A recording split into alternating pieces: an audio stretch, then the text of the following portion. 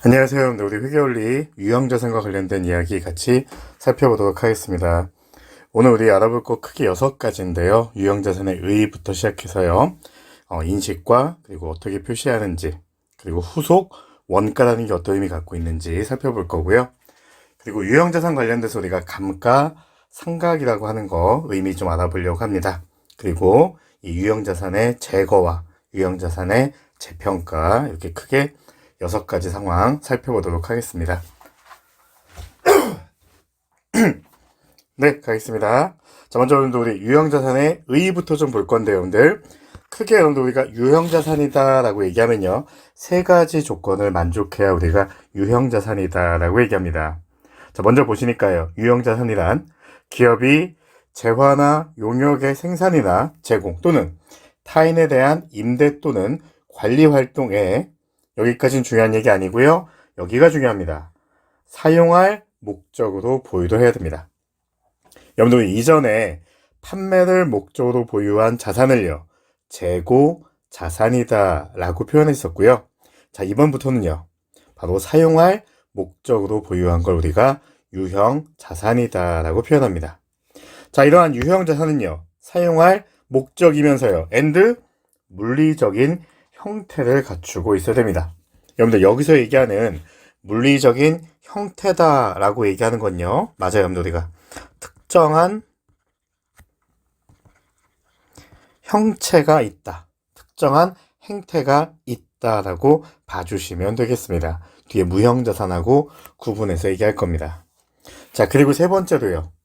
자, 그 사용기간이요, 한 회계기간을 초과해서 사용해야 됩니다. 즉 여러분들 우리가요, 유형자산이다 라고 표현하려면요, 사용할 목적으로 보유하고 있는데요, 그 사용기간이 한 회계기간, 즉 1년을 초과해서, 즉 여러분들 뭐가요?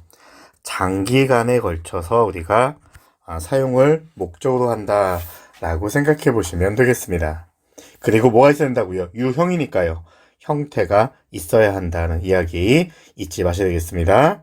다시 정리할까요? 여러분들 우리가요, 유형자산이 되려면요, 3가지 요건을 우리가 모두 갖추어야 됩니다. 첫 번째가요, 사용할 목적으로 보유하고 있고요, 그 사용 기간이 한 회계 기간을 초과, 즉 1년 초과해서 우리가 사용할 수 있어야 되고요, and 물리적인 형태가 있어야 된다는 겁니다. 그래서 여러분들 우리가 유형자산은요, 가장 대표적인 비유동자산으로 보시면 되겠습니다. 그래서 우리가 재무상태표를 보셔도요, 우리 유동, 비유동 구분할 때, 자, 유형자산은요, 한 회계기간을 초과해서 사용하기 때문에 우리가 비유동자산으로 구분하시게 되겠습니다.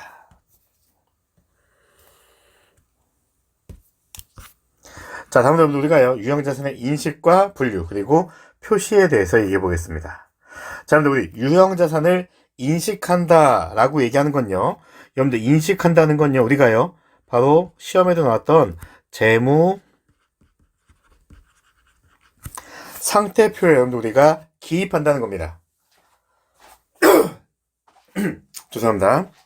이 재무 상태표에 여러분들 우리가요, 유형자산이다 라고 하는 항목으로 장부에 계상하는 걸 우리가 인식한다라고 얘기하는데요, 우리가 언제 인식하냐면요, 첫 번째 요건은요, 미래 경제적 효익이 기업에 유입될 가능성이 높을 때요. 즉, 이 유형자산으로 인해서요, 우리 기업에 무언가 효익, 돈이 생길 것 같다, 수익이 생길 것 같다 라고 할 때 인식하시는 거고요.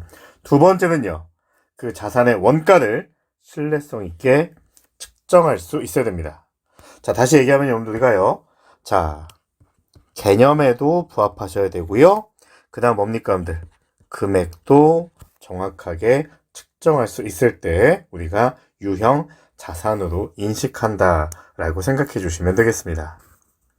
자, 이러한 유형자산의 취득 원가는요, 여러분들 우리 재고자산에서 얘기했던 원가랑 똑같습니다. 여러분들 취득 원가 뭐라고 얘기했죠? 맞아요, 내가 준 대가의 공정가치를 우리가 취득 원가다 라고 이야기를 좀 했었습니다. 자, 그래서 우리 유형자산은요, 코스트 원가도 측정하는데요, 이 원가가 바로 취득 원가다라고 얘기하는 겁니다. 자, 이런 취득 원가는요, 자산을 취득하기 위하여 지급한 현금이나 혹은 제공한 대가의 공정가치. 결국 뭐가 된다고요? 내가 준 대가의 공정가치가 자산의 취득 원가다라고 생각해 주시면 되겠습니다. 그런데 밑에 보시면 원가에 세 가지 요소 있는데요. 그냥 한번 보시면 되겠습니다. 재고자산과 동일합니다.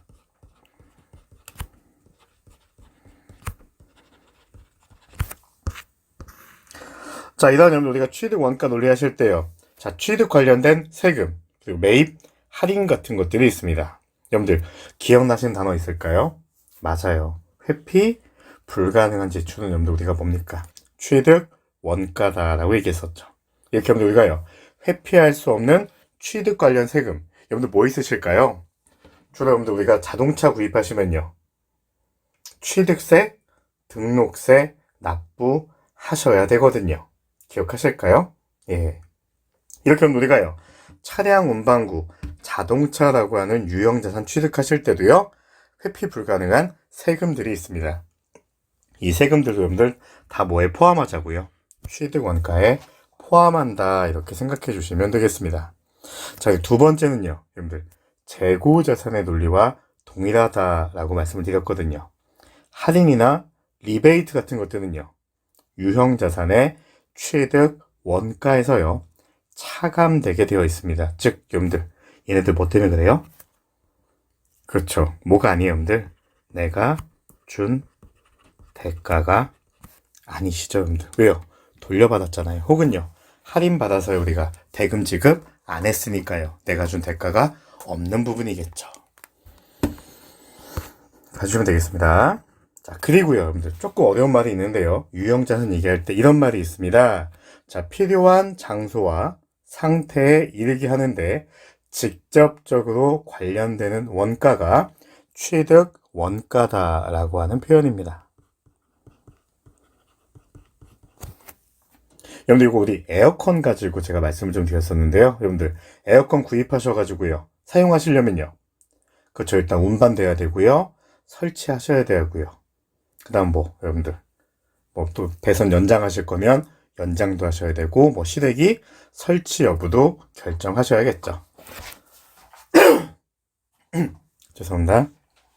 자, 이렇게 하면 우리가요. 필요한 장소와 상태에 이르기까지 우리가 직접적으로 관련되는 원가들 우리가 취득 원가다라고 얘기해서요. 여러분들 유형자산의 매입 또는 건설과 직접 관련돼서 발생한 종업원 급여. 여러분들 인건비 준 게 있다면 얘도 포함되는 거고요. 준비 원가. 그리고 관련 원가. 그리고 설치. 그리고 조립. 그리고 뭡니까? 정상적으로 작동되는지 여부를 시험하는 원가. 한번 돌려보는 거죠. 그리고 전문가에게 지급하는 수수료. 이런 것들 모두 다 취득 원가하는 겁니다. 여러분들 쉽게 얘기하면요. 내가 준 대가의 공정가치다라고 생각해 보시면 되겠습니다. 자, 근데 여기 하나 좀 특이한 게 있어요. 재고자산하고 다른 유형자산의 취득 원가 논리에서 보시면요. 조금 특이한 내용 하나 있습니다. 그 내용이 바로 이겁니다.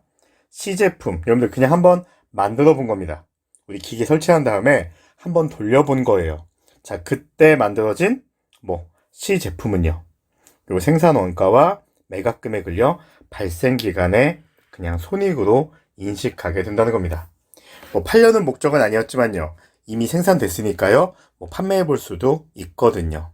이런 것들 우리가 기간에 손익으로 인식한다라고 봐주시면 되겠습니다. 그래서 여러분들 우리가요. 이 유형자산의 취득 원가 관련돼서요. 직접적으로 관련되지 않은 부분들은요. 우리가 그냥 발생 기간의 비용으로 인식하게 되어 있습니다. 여러분들 무슨 얘기냐면 이 유형자산을 사용하는데요. 직접적으로 관련성이 없는 지출 항목들도 분명히 등장하게 되거든요. 그런 것들은요. 취득 원가가 아니다라고 얘기하는 거고요. 자, 그 다음은요. 이후에 발생한 원가입니다. 여러분들 우리가 취득 원가다라고 얘기하는 건요. 취득 시점에 여러분들 우리가 발생한 비용만 얘기하는 겁니다. 이 취득 시점 이후에 발생한 원가는요. 그냥 뭘로 인식하신다고요? 비용으로 인식하게 되는 겁니다. 자, 그리고요. 특이하게 여러분들 이런 것도 포함됩니다. 해체나 제거 혹은 복구에 소요될 것으로 추정되는 원가들. 여러분들 우리 쉽게 얘기하면 주유소 부지 같은 경우에는요. 그 지하에 여러분들 우리가 기름을 저장하기 때문에요. 이 주유소를 폐업할 때는요. 다시 그 땡을 메워가지고요. 원상 복구시켜야 되거든요. 자, 이런 것들도 우리가 취득 원가에 포함될 수 있다라고 얘기하는 건데요. 이런 것들은 지금 우리 회계 원리에서 다룰 정도의 내용은 아니고요. 나중에 뭐 중급회계나 재무회계에서 다뤄보시면 되겠습니다.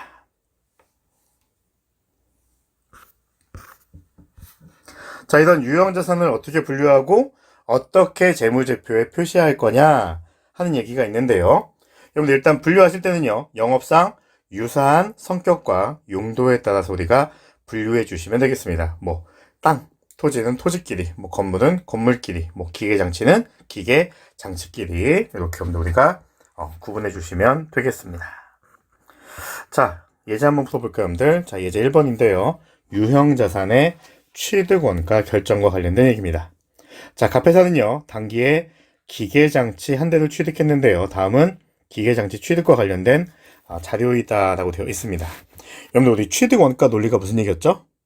자, 첫 번째가요, 내가 준 대가의 공정가치다라고 얘기했었죠. 그럼 우리 내가 준 대가 한번 좀 찾아볼게요. 자, 첫 번째 여러분들, 총 구입가격 100만원 있습니다. 일단 구입가격 100만원 있고요. and 관세 4만원과 매입 할인 4천원이 발생했다라고 하는데요. 여러분들 여기 좀 볼게요. 관세, 세금 있습니다. 여러분들 회피 불가능하죠?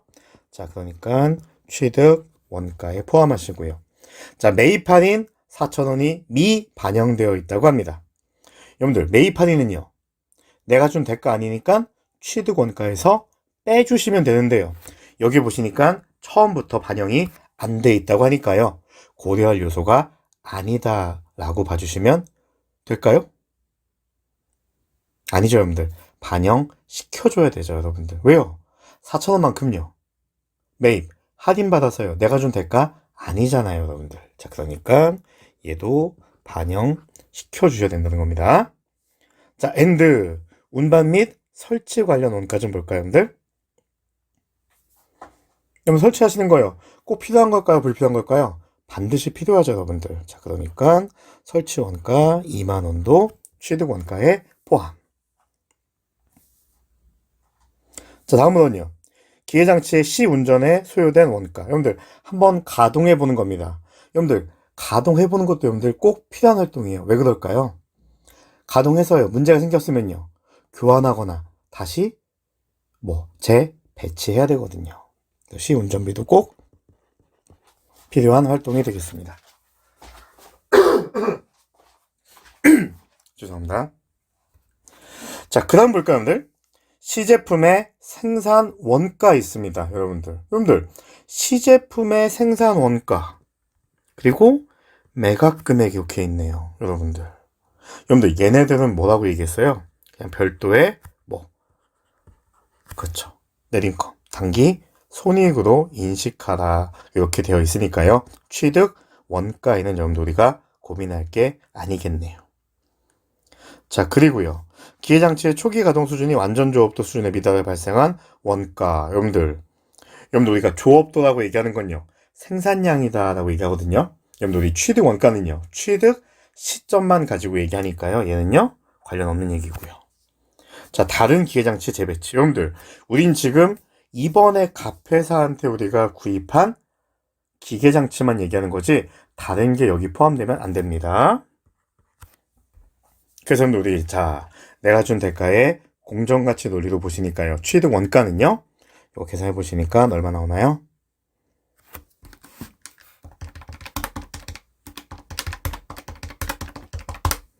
네, 106만 8천원이 여러분들 뭐 되시는 거예요? 기계장치의 취득 원가다라고 봐주시면 되겠습니다. 자, 이제 여러분들 우리가요, 이제 유형별로 여러분들 우리가 취득하는 상황들로 좀 살펴보도록 하겠습니다.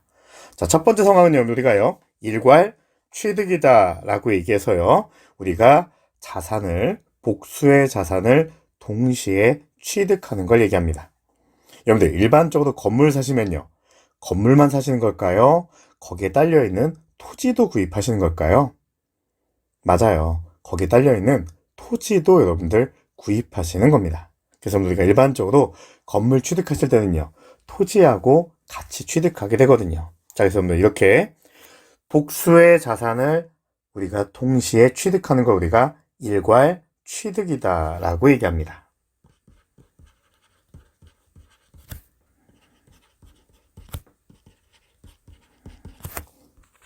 자, 그래서 이럴 때 여러분들 우리가요, 자, 일괄 취득 대금을요, 개별 자산의 상대적인 공정가치 비율로 여러분들 우리가 안분해 줍니다. 자, 이런 안분 대상이 되는 자산은요, 반드시 취득 후에요, 회사가 사용하는 자산이다 라고 얘기하는 겁니다. 여러분들 여기 말이 어려운데요, 이런 얘기입니다. 자, 토지하고요, 만약에 여러분들이 건물을 동시에 일괄적으로 취득했습니다. 자, 취득한 다음에요, 죄송합니다. 토지와 건물 여러분들 우리가요, 일괄 취득한 이후에 여러분들 뭐 하실 수도 있어요. 둘 다 사용할 수도 있고요,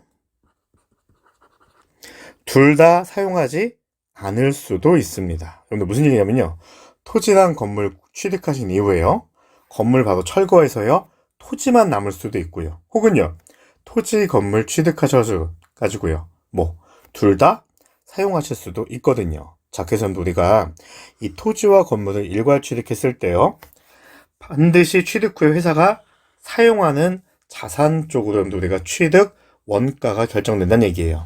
즉, 여러분들 만약에 토지와 건물 취득해서요, 둘 다 사용하시면 토지와 건물이라고 하는 유형자산이 각각 계상된다는 거고요.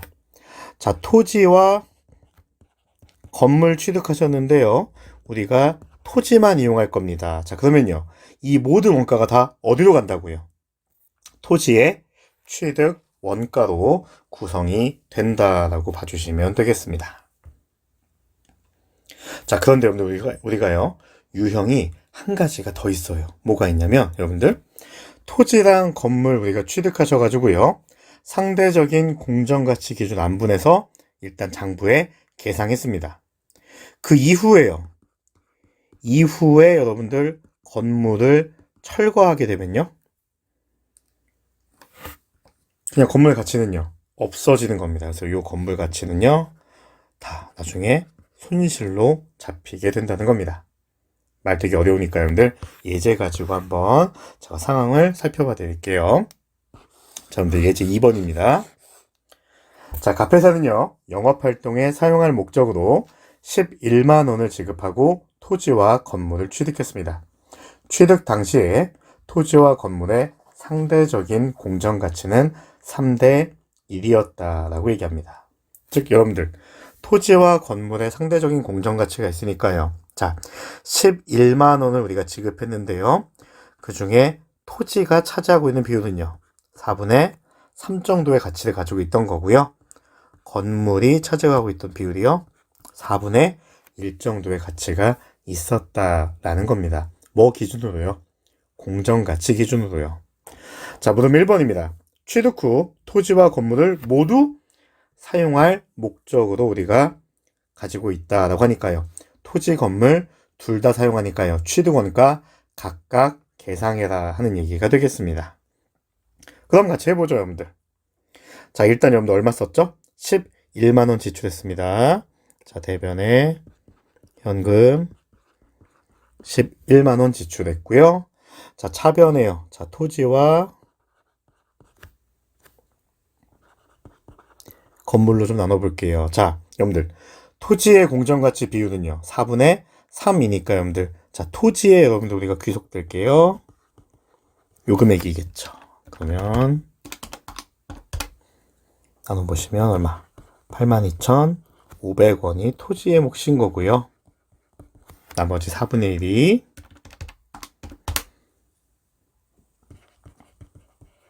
건물의 가치였다. 이렇게 보실 수가 있겠죠. 그래서 토지 얼마? 82,500원. 건물은요? 27,500원. 이렇게 여러분들 보실 수가 있겠습니다. 자, 그런데 물음 2번입니다. 토지상의 건물을요, 즉시 철거할 목적으로 토지와 건물을 취득하였다. 여러분들, 즉시 철거할 목적으로 토지와 건물을 취득했으니까요, 진짜 남아있는 건 뭐밖에 없어요? 토지밖에 없습니다. 그러니까요, 모든 것들의 원가가 다 뭘로 간다고요? 토지의 취득 원가로 간다는 이야기입니다. 그럼 해볼까요, 여러분들? 자, 현금 지출된 게요. 물음 2번입니다. 현금 지출된 게 얼마예요? 11만원과 철거 비용 만원까지 해서요. 12만원의 철거 비용이 발생을 했습니다. 근데 뭐밖에 안 남았어요, 여러분들? 토지만 사용하니까요. 모든 게 다 토지의 원가다. 이런 얘기입니다. 자, 그런데 여러분들 거기다가 제가요. 물음 3번 하나 만들게요. 물음 3번. 자, 토지 건물 모두 사용하고 있었는데요. 토지 건물 모두 사용하고 있었는데요. 사용 중. 자, 건물 신축합니다. 그래서 신축하면서 여러분들 우리가요. 철거 비용 8,000원이 들었고요. 그리고 신축해서 여러분들 우리가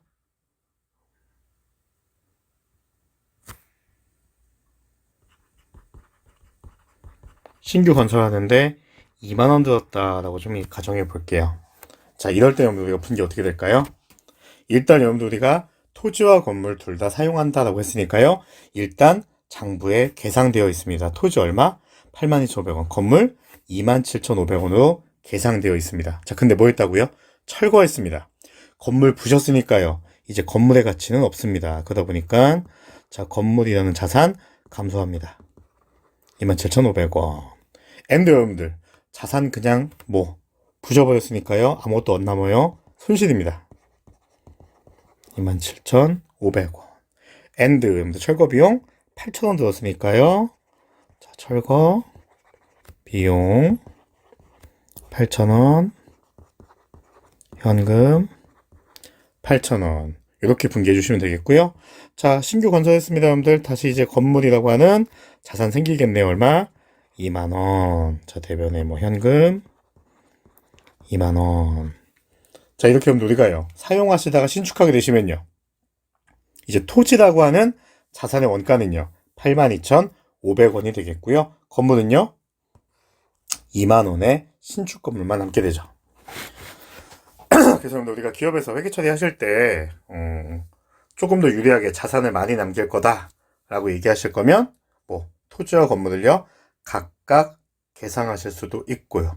그냥 토지에만 계상할 수도 있는데 어차피 신축할 것 같다라고 하시면요 뭐가 더 유리해질까요? 일단 다 토지로 몰아넣는 게 더 유리하시겠죠. 그리고 의사결정 하시라는 겁니다. 자, 다음 유형입니다, 여러분들. 자, 이번에는요 우리가 외부에서 구입해 오거나요 취득해 오는 게 아니고요 뭐 직접 만들 수도 있습니다. 직접 만드는 걸 우리가요 자가 건설이다 라고 우리가 표현합니다. 그래서 외부에서요 구입한 동일한 기준을 적용해서 우리가 결정하게 되는데요. 이 자가 건설 과정에서 발생한 원가에다가요 이 자산을 가동하는데 필요한 장소와 상태에 이르게 하는데 직접 관련되는 원가까지도 우리가 포함해서 이야기하고 있습니다. 자, 흔히 우리가 얘기하는 뭐까지 포함한다는 걸까요? 외주 가공 원가까지 포함한다는 이야기가 됩니다. 자, 그런데요, 여러분들 우리가 직접 만들고 있는 자산은요 계정 과목을 이렇게 씁니다. 뭐라고요? 건설 중인 자산이다 라고 얘기하고요. 이게 완성이 되면요 건물이었다면 건물로 계정 대체하시고요. 구축물이었다면 구축물로 계정 대체하시는 겁니다. 여러분들 쉽게 얘기해서요.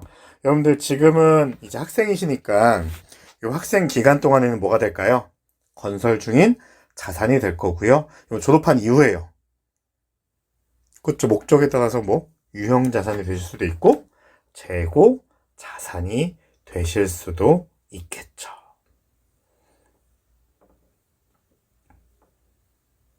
네. 그렇게 나누어서 살펴보시면 되겠습니다. 예제 한번 풀어볼까요, 여러분들? 다음은 공장 건물과 건설된 관련된 자료고요. 자, 3월 1일 갑회사는요, 공장을 건설하기도 하고 공사비 15만 원을 지출했습니다. 자, 먼저 분기하는 양식 정확하게 볼게요. 날짜 먼저 적습니다. 자, 3월 1일자고요. 자, 건설 시작했으니까요. 자, 만들고 있는 자산, 건설 중인 자산입니다. 자, 금액은 15만 원이고요. 자, 대변에요. 지출했습니다. 현금 15만 원. 자, 그리고요. 8월 3일 공사비 20만 원을 추가로 지출했다라고 되어 있습니다. 자, 날짜는 8월 3일이고요. 자, 또 건설 중인 자산 얼마 되실까요? 20만 원. 대변의 현금 20만 원 이렇게 되실 거고요. 자, 이제 공사 완료됐습니다. 자, 9월 1일 날 우리가 완료됐습니다. 공사를 완료하고 공장 건물을 사용하기 시작했는데요. 공사 완료 시점에요. 미지급한 공사비가 여러분들 3만 원 있다고 하네요. 자, 일단 여러분들 아직 돈 못 준 게 있습니다. 얼마요? 3만 원만큼 못 준 게 있네요. 여러분들 공사 끝났고요. 금액이 확정되어 있으니까 뭘까요? 그렇죠. 미지급금 되시겠죠. 미지급금 3만 원. 건설 중인 자산 3만 원. 자, 엔드 이제 여러분들이 건물로 완성됐으니까요. 자, 계정 대체할게요. 자, 일단 건설 중인 자산 여러분들 싹 다 모아줄게요. 얼마죠? 38만 원입니다. 자, 건설 중인 자산 38만 원. 엔드 차변에는요, 완성됐으니까요. 건물 되겠죠.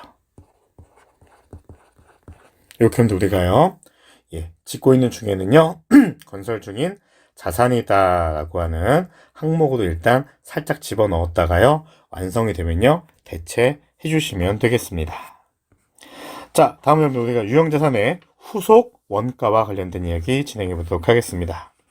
여러분들 우리 후속 원가다 라고 얘기하는 건요, 유형자산을 취득한 이후에 여러분들 우리가요, 자산과 관련해서요, 해당 자산과 관련해서 우리가 지출이 일어날 수가 있습니다. 그걸 우리가요, 후속 원가다 라고 얘기하는데요. 여러분들 이 후속 원가는 별건 아닙니다. 여러분들 자동차 구입하신 이후에요, 훨씬 더 좋아지게 만들 수도 있고 그냥 단순하게 수리하실 수도 있거든요. 그래서 우리가 후속 원가는요, 무언가 훨씬 더 좋아졌다, 없던 게 생겼다, 기능이 훨씬 더 좋아졌다 라고 얘기하면 자산으로 처리하라는 얘기고요. 단순하게 수리하였다, 그냥 원상 복구하였다 라고 하면요, 그냥 비용으로 처리해줘라, 이런 얘기가 되겠습니다.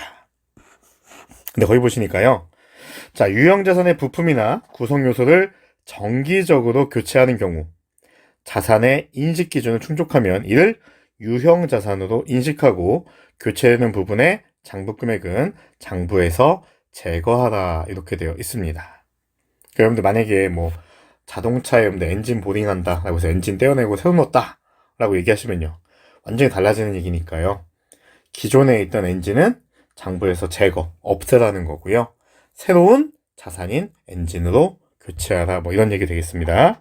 그 밑에 보시니까요, 유형자산의 계속가동을 위해서 정기적인 종합검사를 하는 경우 자산의 인식기준을 충족하면 유형자산으로 인식하고요, 직전에 이루어진 종합검사의 원가와 관련해서 유형자 남아있는 금액이 있다면 장부에서 제거하라고 되어 있는데, 여러분들 얘는요, 쉽게 얘기하면 우리가 종합검진이에요.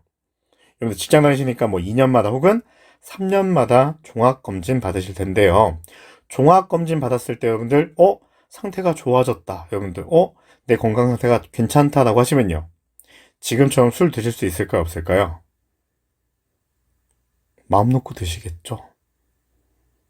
아니, 여러분들 맨날 이렇게 과음하시고 담배 피셔가지고 몸이 안 좋을 거라고 예상했는데 실제로는 건강에 문제가 없대요. 그럼 이제 안심하고요, 더 하실 수 있겠죠. 이러면 여러분들 뭐가 된다고요?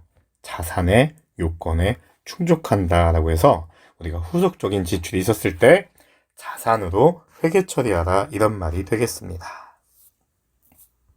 그래서 여러분들 해당 회계 처리 이렇게 참고하시면 되고요. 요거 아까 말씀드린 겁니다. 그 외에는요, 그냥 우리가 비용으로 인식해라 라는 이야기입니다. 자, 이제 간단하게 보고 정리할게요. 자, 이제 4번인데요. 자, 사용 중인 용광로의 내화 벽돌을 교체하기 위해 30만 원의 현금을 지급했습니다. 내화 벽돌은요, 3년마다 정기적으로 교체하고요. 지출은요, 자산의 인식 요건에 충족한다라고 하니까요. 여러분들 뭡니까? 그렇죠. 안에 여러분들 우리가 뭐 구성하고 있는 부품 교체하신 거죠. 자산으로 처리하라고 하니까요. 자산으로 처리하면 됩니다. 뭐 구축물이에요, 여러분들 얘네들은요. 그래서 구축물 30만 원. 자, 대변에는요. 현금 30만 원 이렇게 분기해 주시면 되고요. 두 번째 보시니까요. 건물에 깨진 유리창을 보수한다. 여러분들 깨진 거 보수하는 건요. 원상 복구하시는 거죠. 단순하게 수리하시는 거니까요. 그렇죠, 여러분들. 앞에 여러분들 뭐가 돼 있었어요? 수리비 돼 있었죠? 혹은 뭐 수선비.